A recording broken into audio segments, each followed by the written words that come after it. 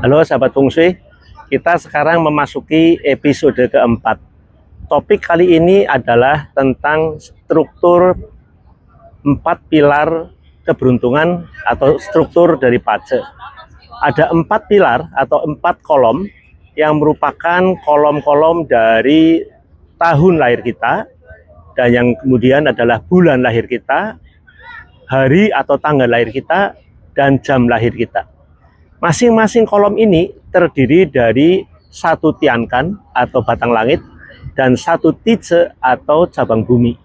Batang langit itu adalah 5 elemen yang dan yin, dan yang disebut dengan cabang bumi adalah 12 horoskop yang kita kenal. Nah, masing-masing pilar memiliki arti masing-masing. Misalnya pertama adalah pilar tahun. Pilar tahun disebut juga sebagai posisi dari leluhur kita. Posisi leluhur menandakan kita bisa melihat bagaimanakah keleluhur dari seseorang itu. Apakah dia orang kaya raya, atau orang yang biasa saja, atau orang yang sukses, atau yang kurang sukses. Itu bisa dilihat dari hubungannya elemen-elemen pada pilar tahun dengan tiankan pada pilar hari yang kita sebut dengan day master. Jadi inti pokoknya adalah elemen pada day master, yaitu yang kita sebut sebagai recu atau elemen diri kita sendiri. Nah, kalau hubungannya baik atau buruk, menunjang atau tidak menunjang, itulah yang nanti diinterpretasikan sebagai bagaimanakah gambaran dari leluhur orang ini. Karena merupakan pilar leluhur, maka dia juga menggambarkan tentang masa kecil dari anak ini atau masa kecil dari individu ini. Yang kedua disebut sebagai pilar bulan adalah merupakan posisi dari orang tua. Kita sebut sebagai house of parent. Jadi apa yang terjadi pada elemen-elemen pada bulan menggambarkan apa pula yang terjadi pada orang tua kita. Oleh sebab itu, hubungan dari recu atau day master dengan elemen-elemen pada pilar bulan merupakan hubungan yang bisa kita katakan hubungan dekat atau hubungan jauh antara individu, yaitu yang digambarkan dengan day master atau recu, dengan elemen-elemen pada pilar bulan. Nah, selain itu, pilar bulan juga merupakan posisi dari karir kita atau bisnis kita. Jadi kita bisa melihat bisnis apa yang baik untuk seseorang dilihat dari bulan, elemen pada pilar bulan itu. Jadi dia akan terlihat apa yang kuat dan apa yang lemah.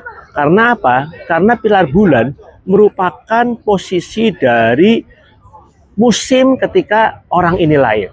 Misalnya saja pada bulan November, Desember, Januari, ini pasti posisi dari musim dingin. Jadi airnya kuat. Oleh sebab itu, pengaruh air ini kepada recu adalah pengaruh yang menyebabkan karir apa yang cocok bagi seseorang itu. Yang ketiga adalah pilar hari. Pilar hari merupakan core atau inti daripada keempat kolom atau keempat pilar yang lainnya. Kenapa? Karena pada pilar hari inilah terletak day master atau recu atau elemen diri dari individu yang bersangkutan. Kita menghitung semua pengaruh-pengaruh dari elemen lainnya. Jadi dari 1 elemen yaitu tiankan, 7 elemen lainnya berpengaruh kepada posisi dari recu atau elemen diri ini. Nah, sebagai recu di situ kita mengetahui elemen itu apa, kuat lemahnya bagaimana, karakternya bagaimana, sehingga bisa menggambarkan personality atau sifat-sifat dari individu yang bersangkutan. Nah, yang penting di bawah daripada recu ini adalah tice atau cabang bumi yang merupakan house of spouse atau calon pasangannya nanti. Nah, calon pasangan ini ada hubungan dengan elemen diri tersebut. Kalau hubungan itu saling menopang, itu yang paling baik. Misalnya satu kayu, yang lainnya api, atau yang satunya air, yang lainnya kayu, itu namanya saling menopang. Tetapi apabila bertentangan, menandakan hubungannya agak renggang atau jauh. Dan ini juga dipengaruhi oleh elemen pada pilar bulan yang kita sebut sebagai house of parent. Mengapa? Karena orang tua seringkali juga ikut campur terhadap hidup atau pernikahan dari anak-anaknya. Oleh sebab itu, apabila elemen-elemen pada pilar bulan dan pada pilar hari itu saling menopang, itu adalah hal yang baik, yang harmonis. Tetapi apabila kedua elemen pada pilar bulan dan pilar hari itu saling clash atau ciong, maka hubungan antara orang tua dengan anak dan atau menantunya itu yang kurang baik. Jadi itu kita sebut sebagai house of marital life itu pada pilar bulan, sedangkan pada pilar hari adalah house of spouse. Nah, yang terakhir yaitu adalah pilar jam. Pilar jam merupakan house of children, yaitu merupakan pilar yang menggambarkan anak-anak atau keturunan dari orang ini. Selain itu, pilar jam juga merupakan pilar yang menggambarkan masa depan dari individu yang bersangkutan. Termasuk apakah akan makmur atau menjadi kurang makmur, itu terlihat pada elemen yang terdapat pada pilar jam. Apabila pada pilar jam terdapat elemen-elemen yang mengandung unsur-unsur yang diartikan misalnya sebagai kekayaannya, maka jelaslah bahwa individu ini akan mengalami kemakmuran di masa yang akan datang atau masa tuanya.